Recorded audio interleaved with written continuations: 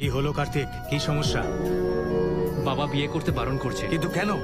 বাবা বলছে আপনারা মার্কেটের লোক, এখানে আপনাদের অনেক শত্রু আছে।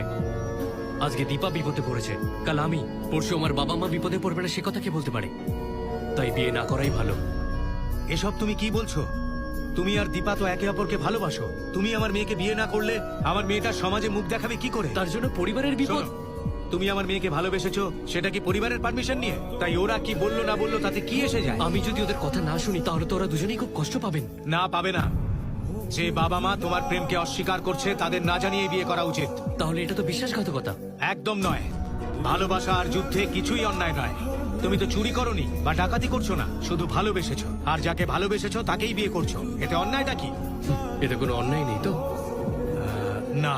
আবার বলুন। না না না বললাম। এটা যদি অন্যায় না হয় তাহলে আমার মা যেটা করেছিল সেটা অন্যায় কি করে?